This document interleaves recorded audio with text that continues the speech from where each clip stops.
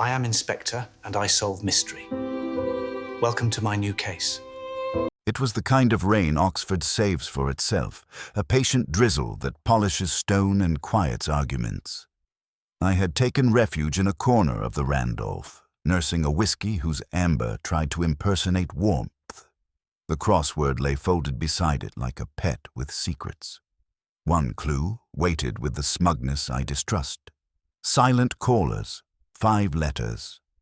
I penciled in ghost, then rubbed it out. Too eager, too gothic, too much like a schoolboy afraid of the blank. The bar performed its modest theatre. Coats steamed by the fire.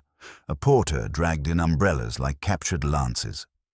A couple murmured in that academic tone that sounds like courtesy but conceals rivalry. Somewhere behind the paneling, a door thumped open, then shut, then open again, uncertain of its purpose. That percussion threaded itself through the rain and began to keep time with my thoughts. Lewis had phoned before dusk with nothing urgent, which is his way of telling me something displeasing will become urgent by morning. I promised to behave, a promise I sabotaged with a second whiskey. The second drink, in my experience, is when memories send scouts. The third attempts occupation. I kept to 2 and returned to the clue. Silent callers. There is the obvious silence of withheld numbers and starched politeness. There is the older silence of church bells halted for morning, and there is the very old silence of visitors who do not need to knock. I tried mutes, nuns, owls, and discovered that my pencil had drawn a door. A poor sketch, but a door nonetheless, complete with a tiny chain set absurdly high. Oxford outside breathed like a damp animal.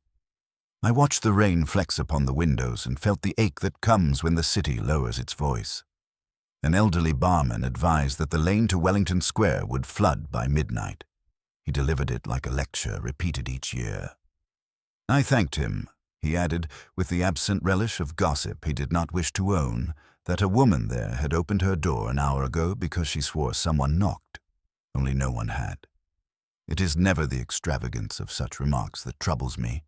It is the economy. A woman, a door, a conviction. Rain fattens sound until it invents company. Even so, the sentence snagged. I said as much to the barman in the tone of a man making weather talk, and he nodded in that indulgent way reserved for regulars who overthink. I left before the fire arranged me into staying. The pavement glistened like new ink. I've always found that Oxford, wet, carries more ghosts than dry, and that they prefer the quadrangles where footsteps soften into promises. A front door somewhere opened and answered itself with a hollow clap. Another followed, then a third, as if an invisible caller moved along the street with tactless persistence. A taxi hissed by and left the smell of wet cloth and book mold, a library's breath set free. At the corner by the newsagent, I paused beneath the awning. My mind set the words silent callers beside those obliging doors, and then beside the barman's remark, and found that the 3 objects fitted too neatly for coincidence, or perhaps just neatly enough to trap the credulous. The trick, always, is to wait for the piece that refuses to belong. If no one had knocked, how had the woman heard it through rain thick enough to elbow its way under every sill? Near Wellington Square, the gutters chattered like typewriters. I stopped at a gate where a notice warned deliveries round the back and wondered why such notices make me melancholy. A cat watched from a sill, indifferent to weather and policemen. Somewhere within the square a piano sounded a phrase from Purcell, played too carefully, like a person trying not to overhear herself. I stood beneath a plane tree and listened. Doors now seemed to open only in the mind. My pencil, damp in my pocket, had scrawled itself to a stump. I shaped the word wraiths without writing it. Then, softly, a deduction presented itself with the courtesy of a librarian's cough. Silent callers, 5 letters.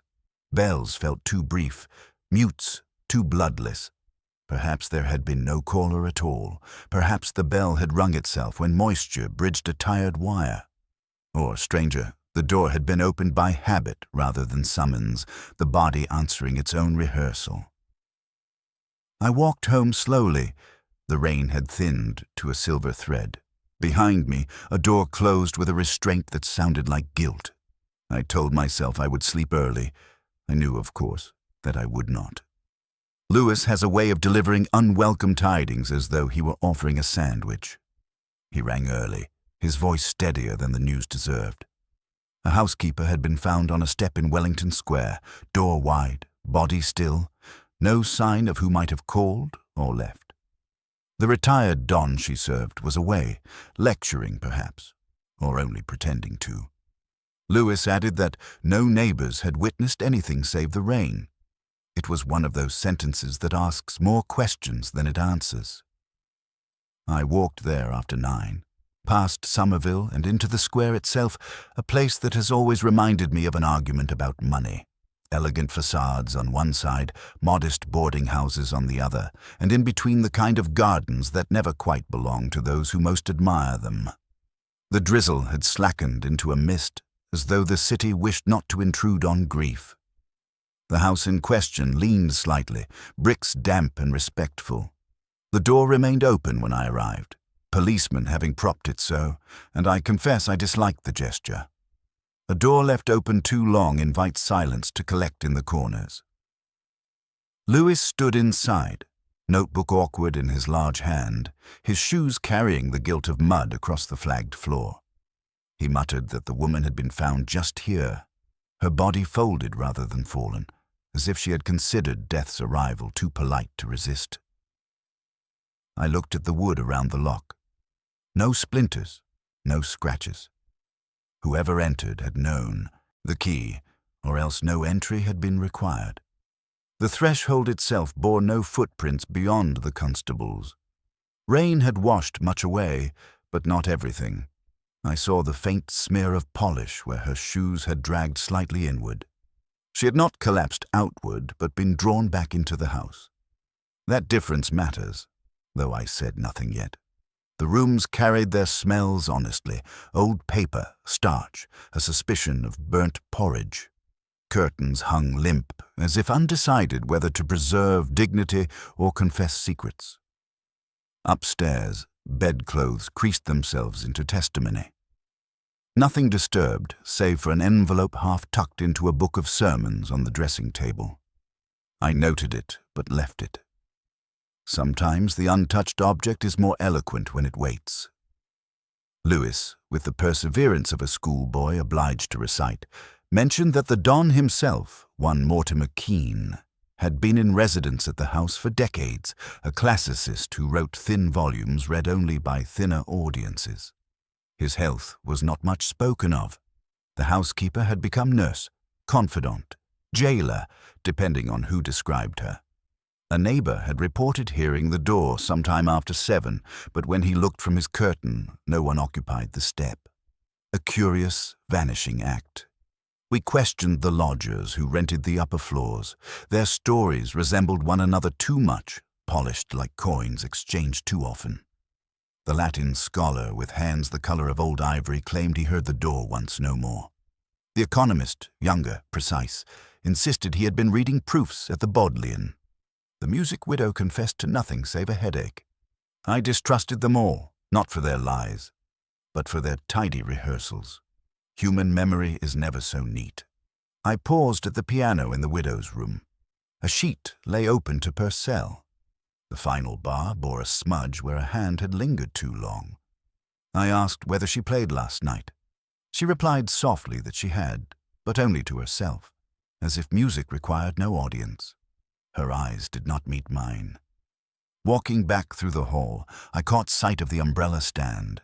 3 umbrellas, 1 stick, and a pair of galoshes. Too many for the number of current residents. I filed the count in silence. A crossword clue whispered at me again. Silent callers.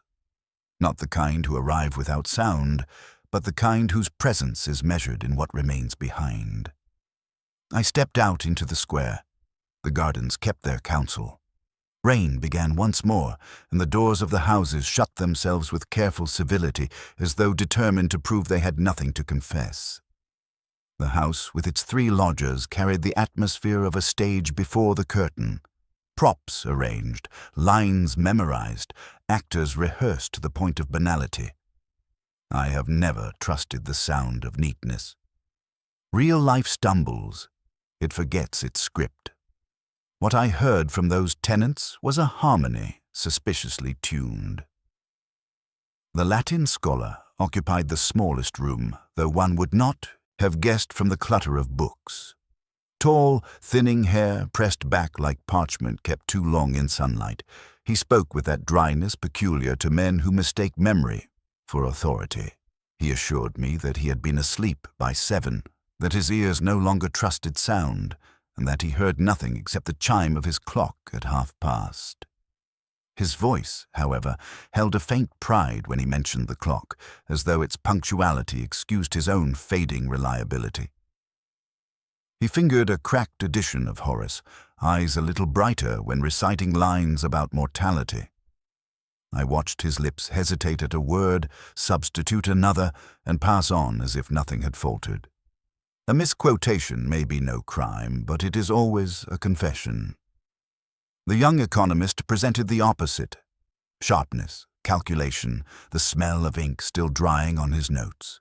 His room smelled of tobacco and ambition, littered with papers crowded by formulae whose purpose was to dress numbers in robes of certainty. He declared, with the assurance of one who expects to be contradicted, that he had been at the Bodleian reading proofs until late. The librarian could confirm it, he said, though I had not asked. He leaned back, satisfied with his own preemption, yet I noticed a curious detail.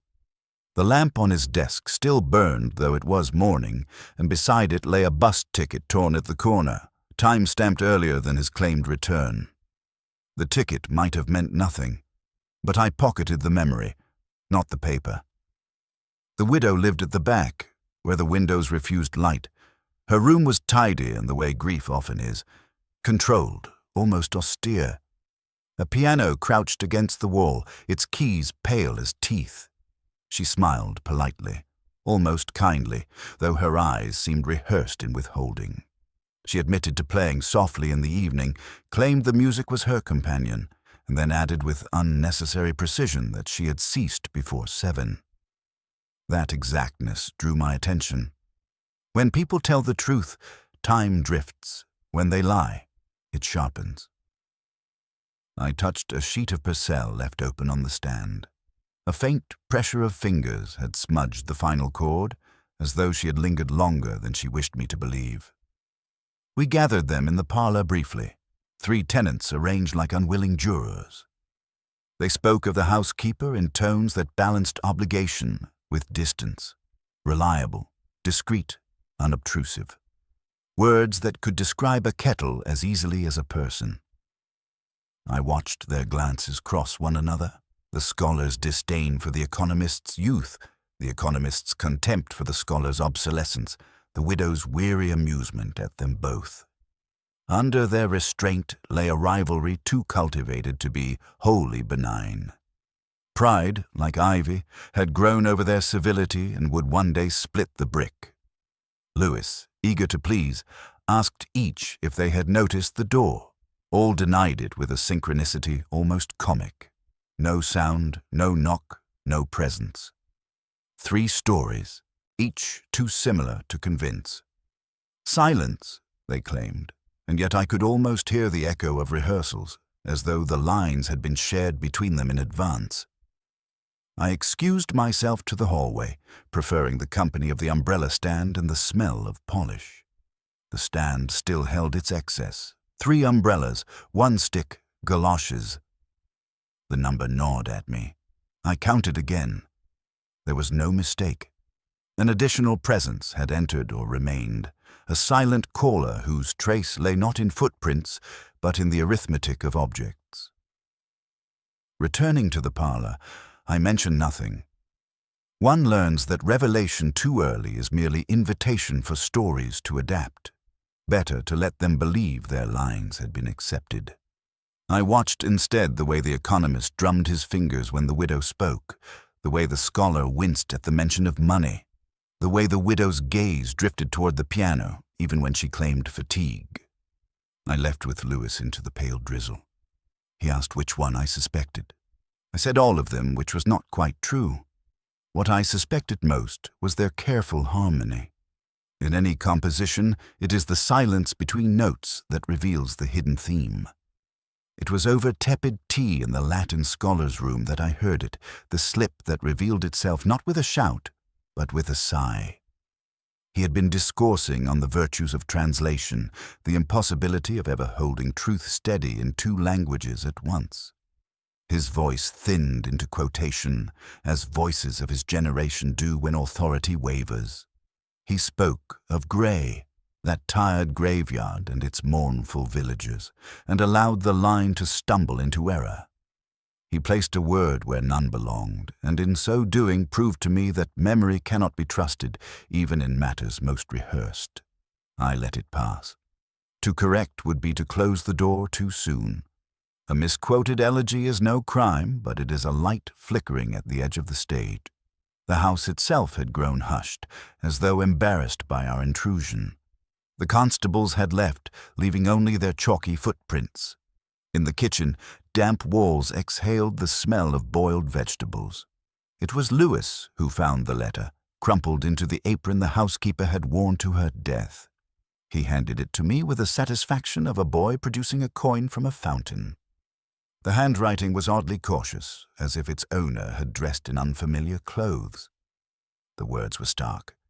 "Meet me tonight, or the others will know." No signature, no address, merely the menace of brevity. I unfolded the page twice, once for the content, again for the spaces between. Those gaps carried the stiffness of disguise, a hand attempting to hide its usual slope, its favorite loops. In trying to disown itself, it had confessed effort. And effort is as recognizable as ease. Lewis suggested the economist at once. His debts were not secret. He had spoken of them himself, lightly, as if poverty could be rendered a kind of wit. Cards, wagers, horses. The cheerful machinery of ruin. He had the sort of face that persuades creditors to allow another week, but not the sort of conscience that repays. I knew already that his position in the Bodleian last night would need examination, but the letter provided motive where before there had been only distaste. I spoke to him later in his paper-cluttered room. He met my remarks with energy, insisting that the housekeeper had been too dull a creature to blackmail. A curious defense, I thought, for it neither exonerated him nor softened her absence. His fingers toyed with a pencil until its point broke. The small sound echoed too loudly in the stale air. He offered his alibi again, and I asked nothing further. Men talk most freely when they believe themselves victorious. Outside, the rain had ended, leaving pavements slick and reflective. Wellington Square shimmered faintly, as though the city were rehearsing itself for a more truthful performance. I walked the circumference of the gardens, considering how each tenant had already presented a mask. The widow with her tidy grief, the scholar with his pedantry, the economist with his bravado. Only the housekeeper, silent now, had perhaps seen them without their rehearsals. A dangerous privilege. The letter troubled me less for what it declared than for what it omitted. There was no mention of time, though the word tonight carried its own urgency. No mention of place, though one was clearly implied. Such omissions suggested intimacy, a shared understanding between writer and reader that rendered detail unnecessary. That intimacy could not be forged by chance. I thought again of the misquoted elegy. The scholar had replaced memory with invention, and in doing so reminded me that words betray, even as they conceal. Perhaps the letter too betrayed its author, not in what was written, but in how fiercely it attempted disguise. To misquote a poet, to warp a hand, both are signals of a mind aware of being overheard. Lewis asked what I made of it. I told him it was nothing yet, which was true enough. Suspicion, like wine, must breathe before it can be trusted. But I filed away the thought that the housekeeper's death was less a silence than a correction imposed by one who feared exposure more than pity. I read the letter again the following morning, though I had told myself there was little to gain. Once in the quiet of my flat, once in the even quieter recess of my mind where words are repeated until they dissolve. It was not its threat that disturbed me, but its diction.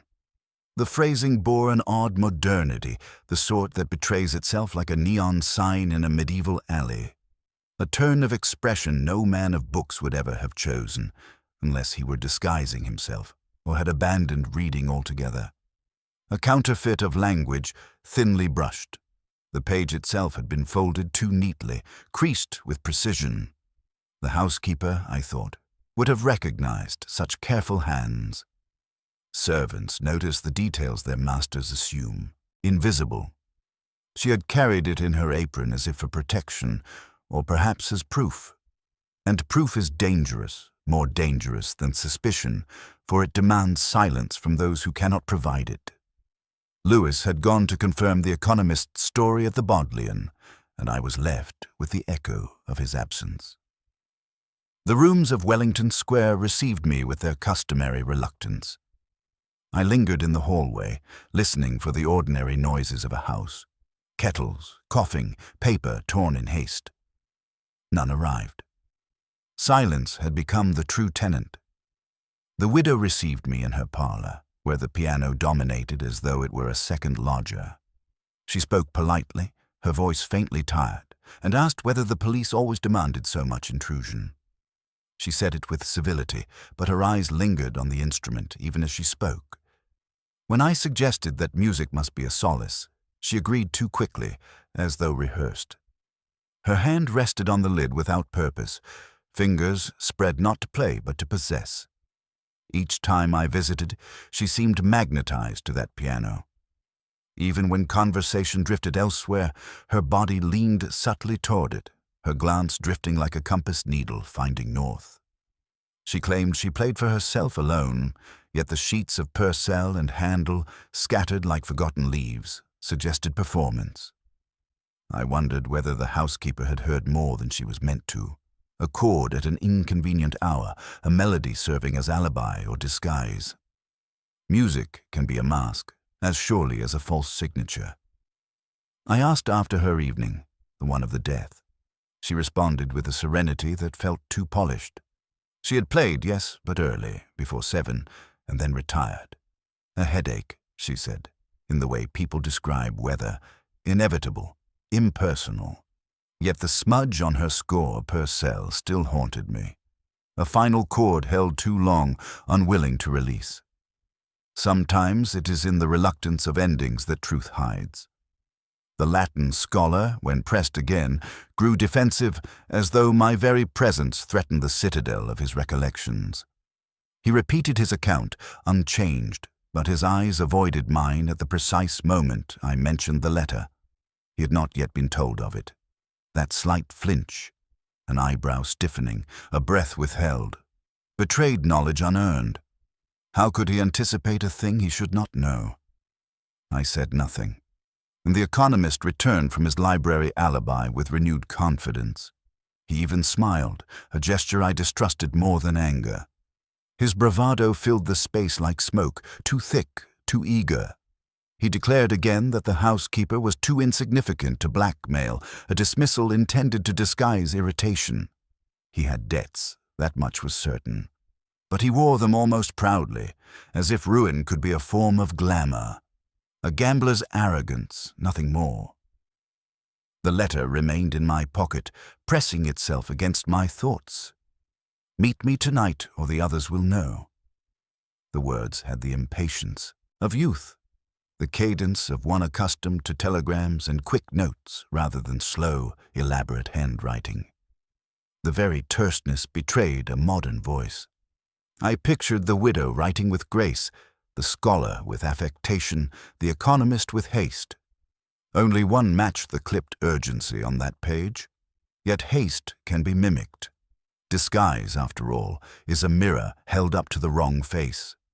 I stepped out into the square once more. Children ran across the damp grass, their laughter piercing the melancholy. I envied them their ignorance of letters, of debts, of music played too long. Behind me, the house shut itself with its usual discretion. The letter had lied. Of that I was certain. It did not merely conceal a hand, it announced its falsehood with every phrase. And in its falsehood lay the shadow of truth. Somewhere within those 3 lodgers was a past the housekeeper had uncovered. Not a debt of money, perhaps, but of identity. And debts of the past are always the hardest to pay. There are evenings when the only companion one trusts is the bottle, and this was one of them. Lewis had come at my request, more reluctant than he wished to show, and we sat in my narrow sitting room where books leaned against one another like weary conspirators. A bottle of claret stood between us, uncorked with less ceremony than it deserved. The color of it in the glass reminded me of theater curtains waiting for the first note. I spoke more freely than prudence would allow. Perhaps the wine had loosened me, or perhaps the case with its silences had pressed too hard against the ribs. I told him of a woman I once loved, though love is too active a word for what was mostly waiting. I'd written to her once, twice, more times than I care to number, letters posted in the belief that paper and ink can persuade what presence cannot. She never replied. Each day I had looked to the door, listening for the postman, imagining her hand upon an envelope. The silence became its own letter, the blank page of a refusal I could not quite accept. Lewis listened with that dutiful patience of his, the kind he saves for confessions he cannot share. He asked no questions, which was perhaps the kindest thing. I told him only that it was years ago, but that time does not erase absence. It merely teaches one to live with doors half open and words unspoken.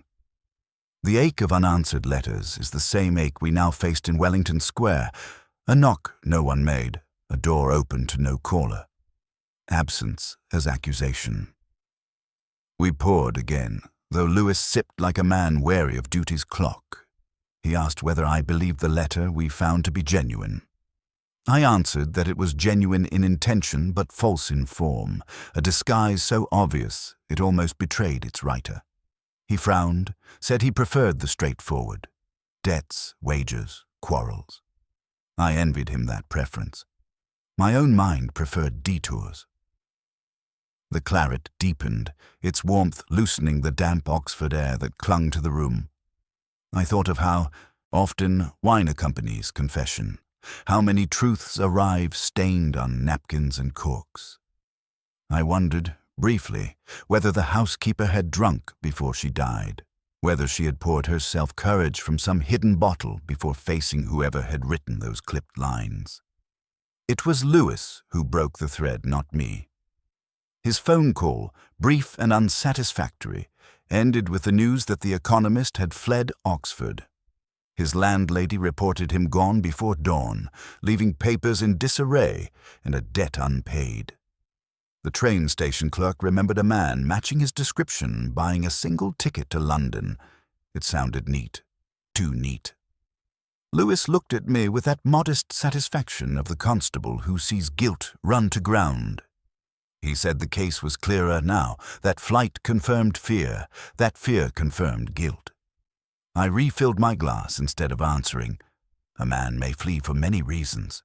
Sometimes guilt, yes. Sometimes shame. Sometimes because the truth itself is too heavy to remain where it happened. And sometimes, perversely, because he is innocent and has been made to feel otherwise. I did not explain this to Lewis. He would have called it my melancholy again, as though melancholy were an illness to be treated rather than the only way to see clearly. We sat a while longer, silence thickened by the claret. Outside the rain began again, faint against the glass, tapping like an impatient correspondent. I thought of the unopened letters of my youth, how they must have gathered dust in some forgotten drawer, how the woman herself may never have read them. Silence can be as deliberate as any word. Lewis rose to leave, promising to pursue the economist's trail.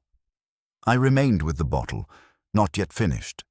The city outside whispered through wet pavements and unopened doors, and I felt, with the certainty of wine, that the man's flight explained nothing.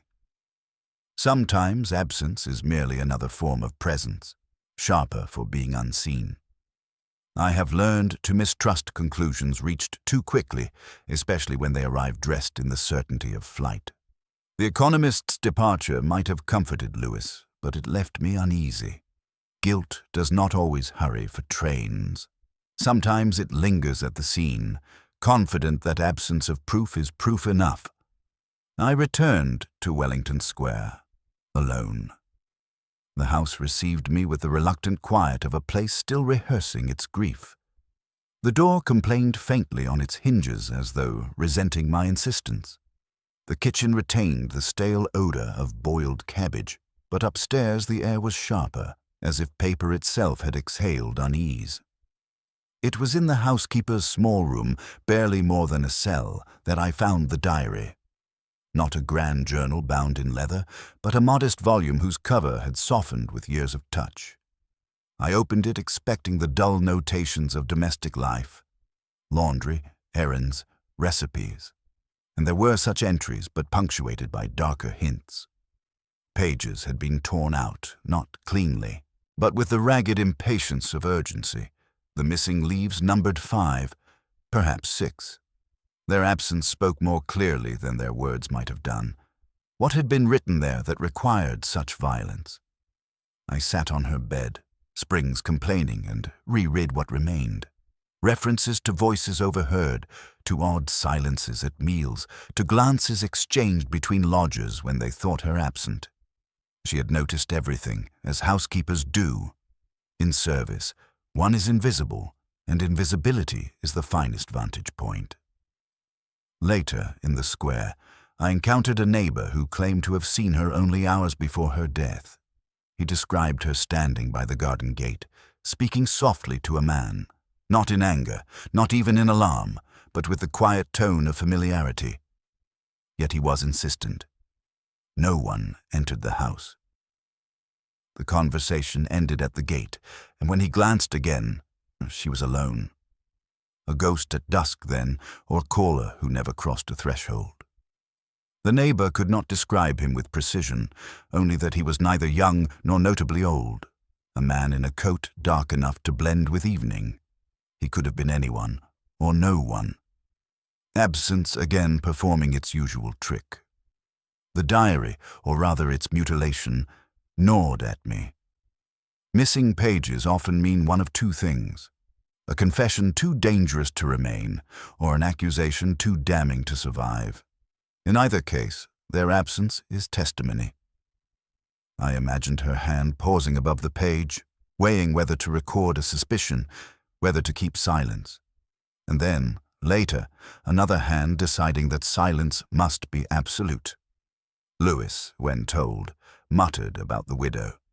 He had spoken with her briefly and had found her too calm, too measured. Calmness, to Lewis, is always a disguise. I returned to her parlor, where the piano kept its mute counsel. She received me with the same poise as before, offering a seat beneath a sepia photograph of her late husband. He had died abroad, she told me again, a fever contracted while traveling.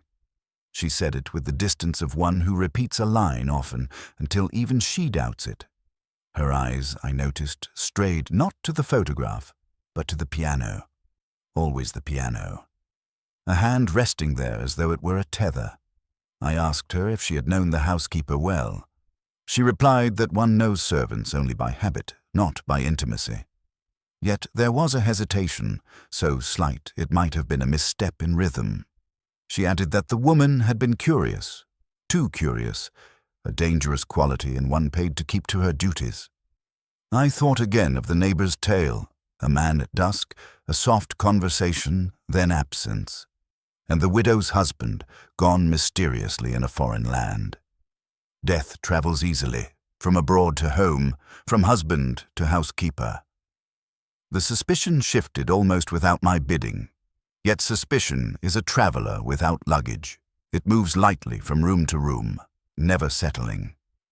I carried it with me as I left her parlor, the notes of the piano still, silent but vibrating somehow in the air, as if waiting to speak. In my pocket, the diary pressed its mutilated weight. Pages missing, voices unheard, a man unentered, a widow unwept. The square closed behind me with the sound of rain returning to stone, and I felt once again the tyranny of silence. It is the missing words that speak loudest, and the diary had been made to lie by its very gaps. I could not release the phrase from my mind, that curious refrain repeated by the neighbor and echoed in the silence of the square. She opened the door, but no one knocked. Words so simple they seemed almost childish, and yet their simplicity troubled me more than any elaborate deception. A door opened in anticipation, not in response. A sound that might never have been heard, or if heard, misinterpreted. Rain is capable of many performances. The rattle of a window pane, the impatient clatter on a knocker. In the half-light of dusk, the imagination completes what the air cannot. And yet there was another explanation less poetic, though no less unsettling. If the woman opened the door without a summons, perhaps it was because she needed none. A key, after all, makes no sound. Silence itself can be an entrance. The thought sat uneasily with me, like a guest who refuses to leave. Lewis had been pursuing his practical errands with commendable diligence. He arrived in my office with the smell of drizzle still on his coat, a notebook damp at the edges. He mentioned, almost apologetically, that he had been examining the tenancy records for the house.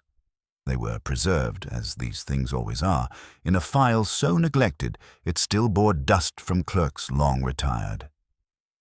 There he found what he called a curiosity.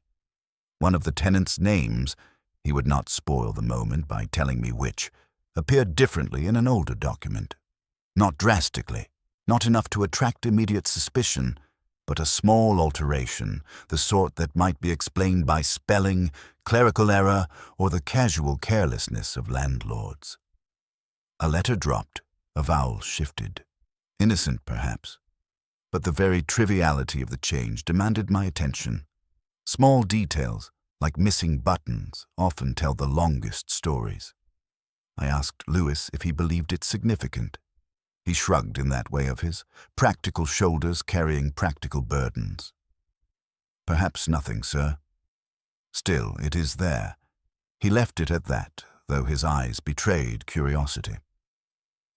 After he had gone, I considered the names in my head as one considers a crossword. Alter a letter here, and the meaning changes. Sometimes only slightly, sometimes entirely. A Latin scholar who has chosen one version of his name over another. An economist concealing a past beneath the camouflage of syllables. Or a widow who reverts to maidenhood when convenient. Each possibility tasted plausible, but none yet convinced. The piano in the widow's room returned to me, the hand resting on its lid like a mute confession. The scholar's misquotation whispered, alongside it, as if the dead poets were conspiring, and the economist's torn ticket sat heavy in my memory. 3 tenants, 3 masks, and now a 4th face emerging, hidden in the folds of paper, disguised by the faintest of alterations. I walked again around Wellington Square in the evening, the gardens pale and patient beneath a hesitant moon. A door opened somewhere, a real one this time, and shut again with the tired sigh of hinges. I thought of the housekeeper standing in her apron, waiting at her threshold for a caller who made no sound. Did she imagine it? Did she recognize the absence of a knock as something more intimate than presence? A signal shared, a silence rehearsed? Or had she simply opened to a key, to a figure she believed had every right to enter? The square gave me no answer, only its watchful quiet. But the notion would not leave me. The danger was not outside the door at all. It was within. Later, I poured myself a glass of whiskey and examined the letter once more. The disguised hand, the clipped diction, the folded neatness. It lied, yes, but lies often reveal the truth of fear. A killer with a key would have no need to lie. only to wait. Which of the three had lived so long in disguise that even his name could not be trusted? The register lay on my desk, Lewis's penciled mark beside the altered entry. It seemed almost nothing, yet I felt the weight of it, heavy as any clue. A name changed, a door opened, a silence that spoke louder than sound. I have always preferred the Bodleian in the morning, when the hush is not yet cluttered by tourists and the great rooms breathe like cloisters. The stone there holds its own weather, cool even in summer, autumnal even in spring. I wandered its corridors less in search of anything particular than in hope that accident might prove more forthcoming than design. Accident has always been my most faithful accomplice. I drifted to the photography collection, housed in cabinets that still smell faintly of dust and polish. An assistant, eager to demonstrate efficiency, provided a folio of group portraits, college dinners, faculty gatherings, formal assemblies. Faces aligned in the stiff courtesy of academic portraiture, each one determined to be immortalized in the least revealing arrangement. It was there I noticed them. The familiar features of the tenants, younger, sharper, yet recognizable in that curious way, photographs both reveal and conceal. The widow stood beside her husband, handsome still in his foreign suit, both of them gazing at something beyond the lens. The economist appeared in the far corner, already impatient, his smile a little too bright. And the Latin scholar, there he was. But not quite. His name, printed beneath the photograph, was not the one under which he now lived. A small alteration, the very discrepancy Lewis had noted in the tenancy register. A vowel different, a syllable shifted. Not sufficient to confuse the casual observer, but enough to evade the more deliberate gaze. He had reinvented himself quietly, as though discarding an old coat and hoping no one would recognize the lining.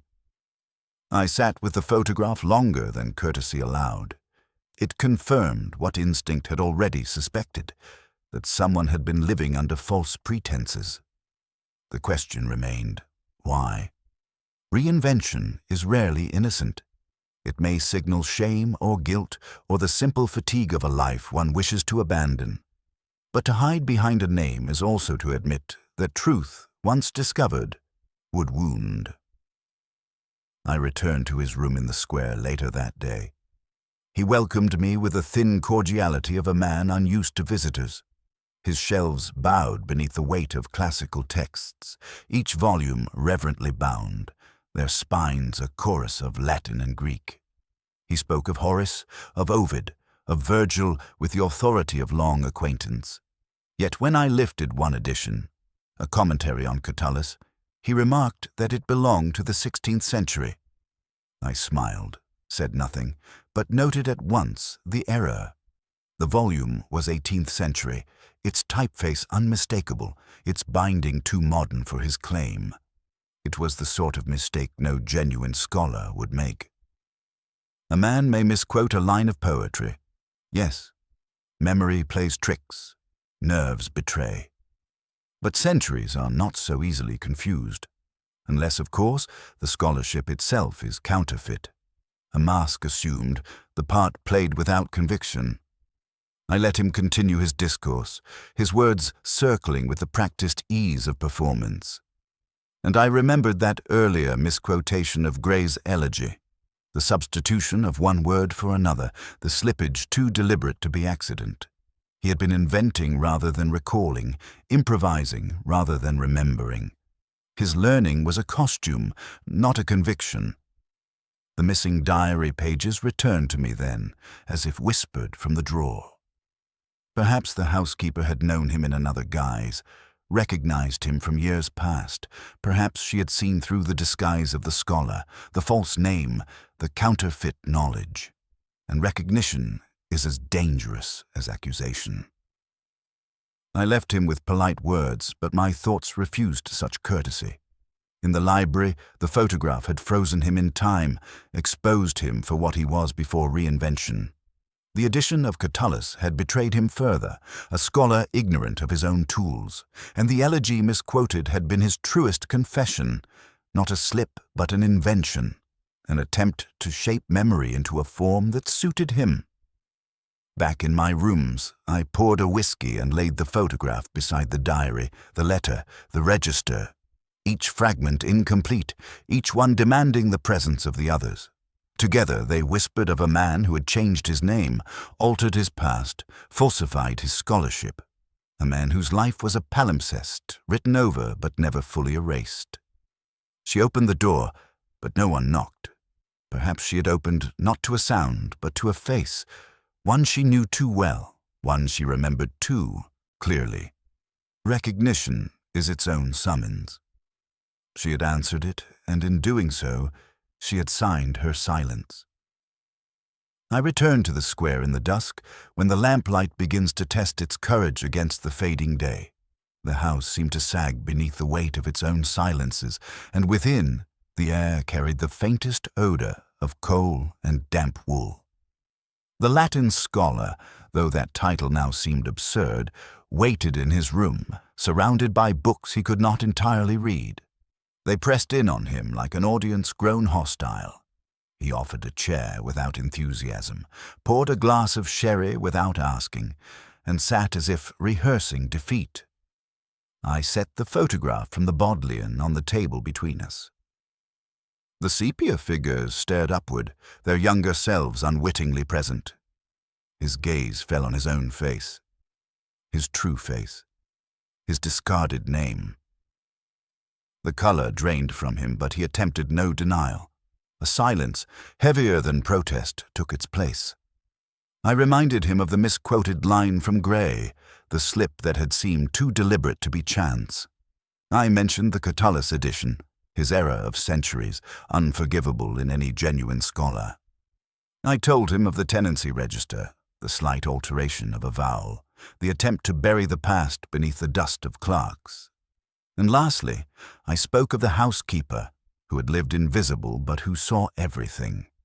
She had known him before, in another town, under another name. She had recognized the man he had been, and she had threatened to tell. At this he closed his eyes, as though confession might arrive more easily in darkness. He said softly that she had indeed recognized him, though he had prayed she would not. She had spoken of it one evening, almost kindly, not with malice, but with that quiet persistence of a woman certain of what she saw. He had pleaded with her to remain silent, but she had shaken her head. "A woman's conscience," he murmured, "can be more dangerous than a man's rage." "Why?"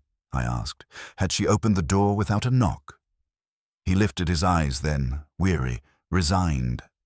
"Because she trusted me," he said. I had told her I would come by, to talk again, to persuade her. She waited, and when I arrived, she opened without hesitation. She thought no harm of me. His voice faltered. She thought no harm. The room seemed smaller then, as if walls had edged closer. His books loomed with their mute accusations. I watched his hands tremble against the arm of his chair, fingers twitching like reluctant confessors. He admitted that he had not intended violence at first, only persuasion, but her refusal had been absolute. She would not collude in his disguise, nor permit him to live beneath a false name. Fear, he said, is an impatient tutor. He had acted, and in acting had silenced her forever. Lewis might have called it guilt. I thought of it more as exhaustion, a surrender to inevitability. His words held no passion, no plea for sympathy, only the dull acceptance of a man cornered not by police but by memory. He had lived too long with pretense, and pretense had eroded him until truth felt almost merciful. We sat in silence. The ticking of his clock sounded louder than any accusation. At last he asked what would happen now, though the answer was obvious. I told him only that false names cannot carry one forever. They collapse under their own invention. He nodded, as though relieved that the end, at least, had a name he could not alter. When I left, the corridor seemed haunted, shadows pooling like old regrets. It felt less a house than a mausoleum, each room occupied by ghosts, the widow's silence, the economist's absence, the housekeeper's watchful eyes, and the scholar himself, undone by the very words he had once sought to master. Outside, the square lay hushed. The gardens shimmered faintly under the lamps, and I thought of her again, the woman who opened the door to no knock, trusting the familiar face of her own undoing. Trust, I mused, is the most dangerous silence of all.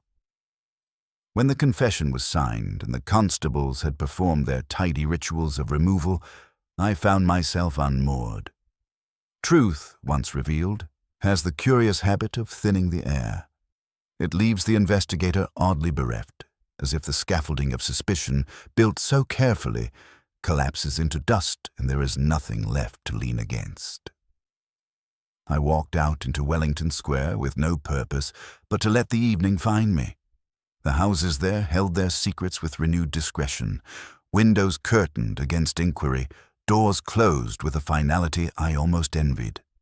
I turned my steps toward the high, through lanes glossed by rain and echoing faintly with the footfalls of students released from their books. Their laughter rose and fell in gusts, careless, almost cruel in its vitality. I remembered being young enough to mistake laughter for permanence. I allowed my wanderings to take me past the Sheldonian, its stones pale against the gathering dusk, and then through Radcliffe Square, where the great dome of the camera loomed like a watchful eye. Oxford wears melancholy as naturally as ivy, each corner a reminder of what endures and what is forgotten. I felt the weight of that duality pressing against me with each step. From across the square I heard it, the faint ripple of music, fragile yet insistent. The widow at her piano, windows ajar just enough to permit the notes to wander into the damp air. Purcell again, though more tentative now, as if played for her own consolation. The melody threaded itself into the night, hesitant, stopping, beginning anew. I paused in the shadows beneath a plane tree and let the sound fold itself around me. It would have been easy, indecently easy to walk up her path, to knock at her door, to let the moment decide what the years had denied. She had looked at me more than once with a gaze that balanced courtesy and curiosity.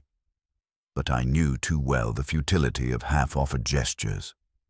Women who linger by pianos, who hold their silences with such careful dignity, are never available in the ways one hopes. Desire, like evidence, must sometimes be left unexamined. So I stayed outside, listening. The music grew fainter, whether from distance or from the gradual weakening of her resolve, I could not tell. At last it ceased, leaving the night emptier for its absence. A door shut somewhere, quietly, as though embarrassed to be overheard. I resumed my aimless circuit, ending near Broad Street where a bus sighed at its stop. I had no intention of boarding, but I watched the passengers with a faint envy for their certainties. Tickets purchased, destinations assured, timetables obeyed. My own life felt more like a series of unscheduled halts, the journey never quite reaching its station. It was Lewis, of course, who recalled me to duty. He caught up with me outside the Randolph, papers in his hand, his face betraying the awkwardness of one who must remind his superior of routine. There were forms to sign, statements to collate, dates to confirm. Procedure, he said, as though the word itself might excuse the intrusion. I told him he was right, though the agreement tasted of resignation. He walked beside me, speaking of the economist still at large in London, of debts to be traced, of the widow's testimony to be recorded with more formality. His words formed a careful net of practicality, each knot tied to prevent me from slipping too far into abstraction. I admired him for it, even as I resented the tether. Back in my rooms, the papers lay waiting. I scrawled my signature where required, though the ink seemed to resist the page. Lewis departed with his usual politeness, leaving behind the faint odor of rain and tobacco. When the door closed, I felt again the peculiar emptiness of aftermath. Justice, they call it. Resolution, perhaps. But rarely satisfaction. I poured a whiskey and sat by the window, watching the square below retreat into shadow. Somewhere in the distance a piano note lingered, or perhaps I only imagined it, a ghost of what had been played earlier. I thought again of the woman I once wrote to, of the letters unanswered, of the doors half opened. The temptation of companionship had brushed against me tonight, yet I had let it pass, preferring the fidelity of solitude. The glass in my hand caught the lamplight like a small wavering truth. I lifted it, drank, and listened to the silence. It was not unfriendly, but it was final. Home again, though the word never sits comfortably. My flat receives me as it always does. Without ceremony, without welcome, a shell content with its own silence. I switched on the lamp, the bulb buzzing faintly as though reluctant to participate.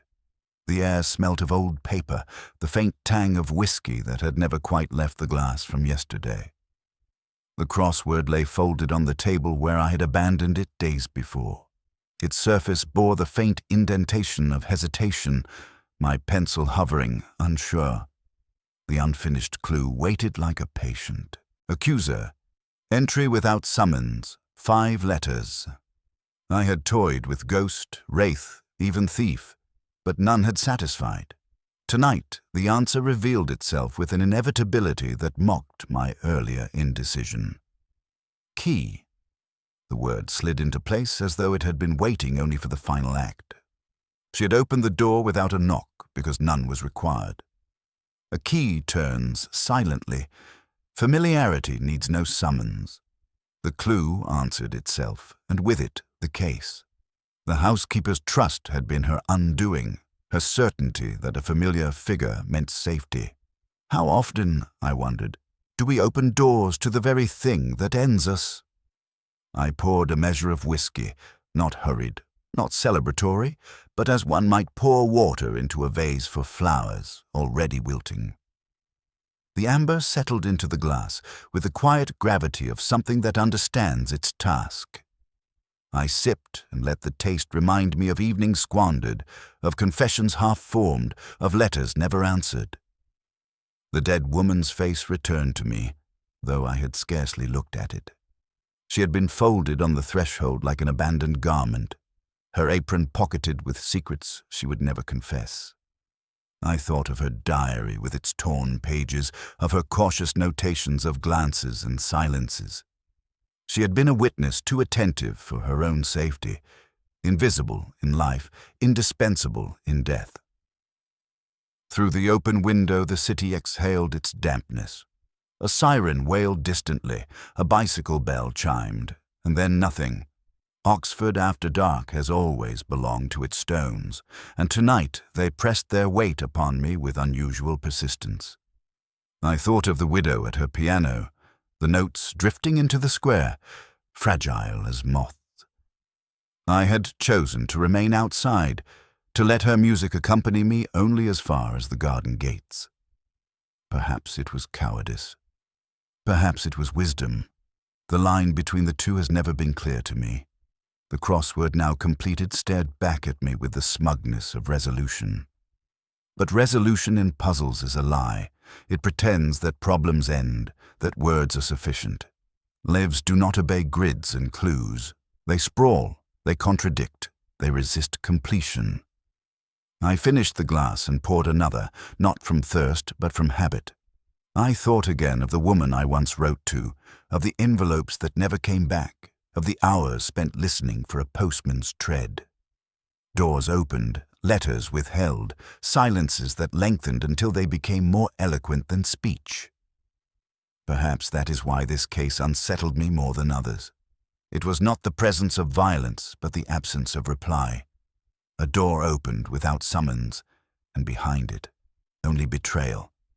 I stood at the window, glass in hand, and whispered a line of poetry into the room, a fragment long stored and seldom used. Full many a door was opened, but none for me. The words settled in the air like dust, then vanished. The whiskey burned softly down my throat.